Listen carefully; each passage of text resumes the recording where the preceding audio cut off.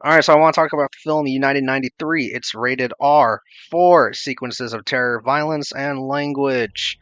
It came out 2006, my bad. And it's about 2 hours long. It's a drama. It's a thriller.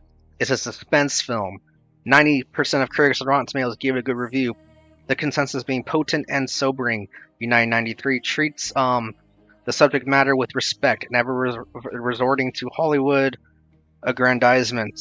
And 83% of the audience members on the site gave it a good review. Kind of surprised. I thought it would be higher, but whatever. So, the premise of the film: on September 11th, 2001, terrorists seized control of United Airlines Flight 93 and three other planes. As realization of the imminent horror dawns on passengers, crew, and loved ones on the ground, the courageous acts by those held hostage in the air count down in an actual time. So it is in English, directed by Paul Greengrass, who has directed other action American films with sort of gritty, intimate, sort of space, like not films of big scope. Like he made the Bourne films, Captain Phillip. What other ones? Like, yeah, 22 July. Oh, News of the World. Okay, I forgot. I didn't know he made that one. The Green Zone. Anyway, so back to United 93. It stars a lot of people. A lot of people are on this plane. It only has two rows here. We got David Allen Bash, Richard Beckins, Susan Blom-Mart, Ray Charlson, Christian Clemenson, Khalid Abdallah, Louis Alzaman, Ben Sliney as himself, Maj James Fox. I don't know if that's a woman or a man, but as him or herself. We got Greg Henry, Peter Herman, Denny Dillon, um, David Rash, Gary Comic, directed by this guy, Paul Greengrass, and also written by the same guy, Paul Greengrass. Yeah, so I appreciate this film's very realistic portrayal of what might have happened on U-993. 93. Now, of course, I imagine the filmmakers don't know exactly what happened, but I guess they have cell phone conversations that people on the plane had, and maybe at the crash site of the plane, they were able to, if there was some way through the debris, they could kind of find out what happened.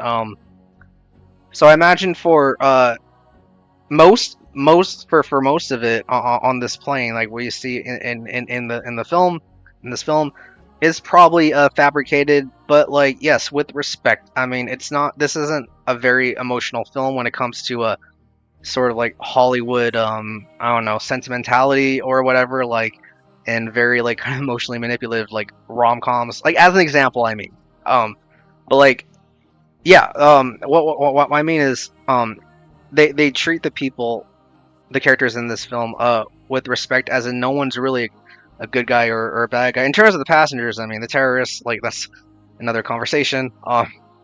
But yeah, and I'm sure it might want to paint the passengers in a more heroic light than they might have been. I'm not saying they were or weren't, but like as much as I'm like talking about like the real events versus what happens in the film, I mean overall this is a good like thriller. I mean in terms of things that could happen and it did happen and how people would react to it, it does it very well.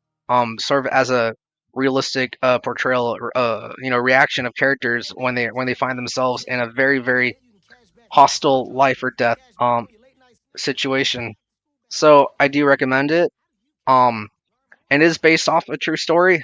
Obviously, if you're American, probably know that. Or probably anywhere else in the world who watches the news, they might know that too.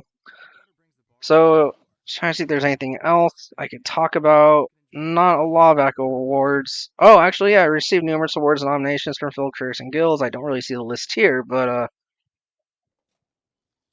oh, here's the list. All right.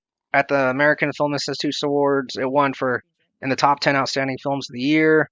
Again, top 10. Uh, best film of the year as well. Um, 27th Boston Society of Film Critics Awards.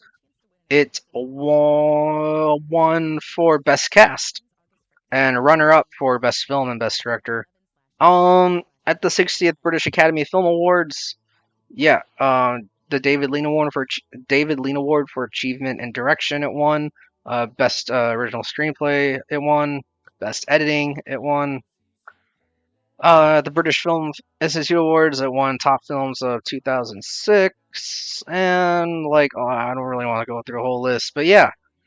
For films portraying like real world tragedies or publicly highlighted experiences of like trauma and like disasters, yeah, United 93 is like one of the best. Like for sure. I'm gonna call it the best. But, like one of the best. Like I was really impressed with this film, like, especially knowing the subject matter going in, and it still exceeded my expectations just because of how grounded and realistic they portrayed the characters, all of them in the film from beginning to end.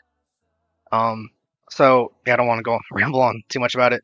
But that's United 93 from 2006. It is rated R. It's about 2 hours long. So if any of that sounds interesting to you, yeah, check it out. Until then, peace.